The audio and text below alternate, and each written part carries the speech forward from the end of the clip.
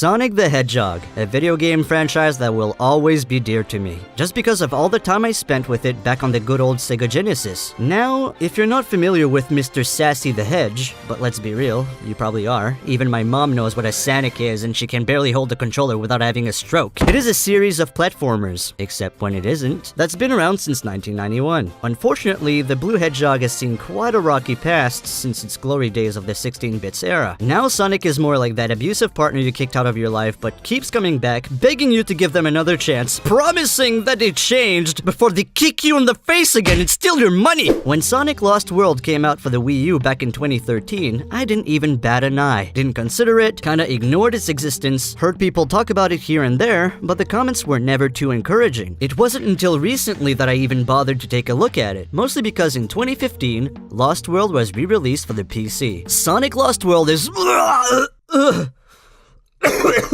What have I done? I can't deal with all the movement on the screen, it's making me sick! I can't go on. Please let me leave! Sonic Lost World opens up as Sonic and Tails are chasing after Eggman. Eggman eventually shuts them down and our dynamic duo is forced to land on Legoland.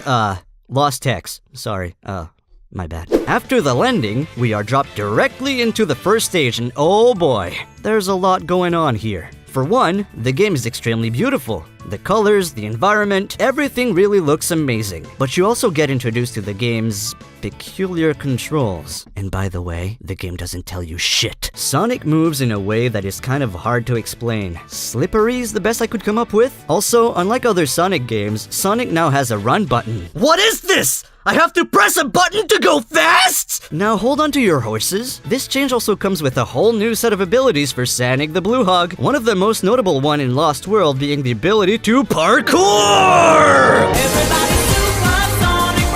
It's actually not that great. It's super clunky and it tends to act against you more than it assists you. It's even frustrating at points. Sonic also gets the ability to double jump, which I really enjoy. And he can also do this. And this. Whatever that does.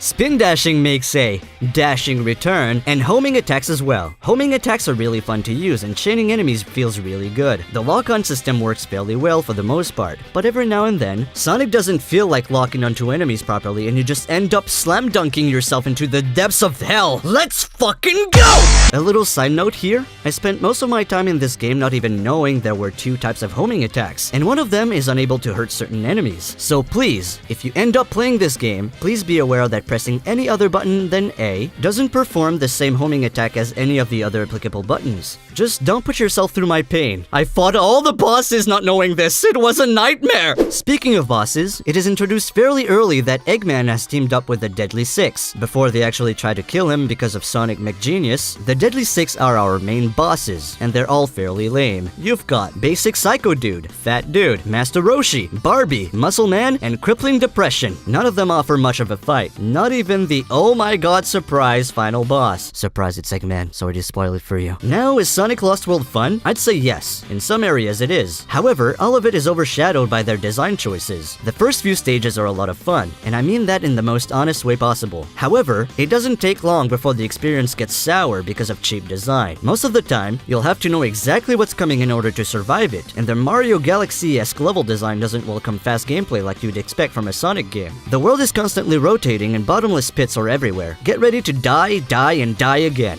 And most of the time, you'll feel like you got robbed because there was no way out of it. Sometimes, even if you know what's coming next, you'll still die. You're always so busy fighting with the weird controls and how slippery Sonic feels. It's a shame, really. When the game focuses on going fast, there's some fun to have with it, but somehow, they aim for something quite different. It makes me wonder what it could have been if none of the cheap deaths involved in later stages made it to the final game. If Sonic Team had stuck to going many fast per hour, Lost World definitely shows potential, but the path they took just made it frustrating. Every few stages, there's a hidden gem that makes you believe this could have been a good game. Unfortunately, there are just too many issues. Cheap level design, cheap deaths as a result, constantly fighting with Sonic's controls and how slippery he is. The story, while not important in my opinion, is borderline irrelevant. They definitely thought Tails was anyway. He's a robot and then he's not. It's kind of confusing. There's so much more they could have done. On a final note, Sonic Lost World, while frustrating at times is still fun. It even made me consider revisiting a few games from the franchise. If you don't feel like buying the game on the Wii U, if you even own one of those, I'd say you should pick it up if you ever see it on special. It goes on sale every now and then on Steam. On that note, this has been Nos Syndrome, and I hope you have a beautiful day. I will see you next time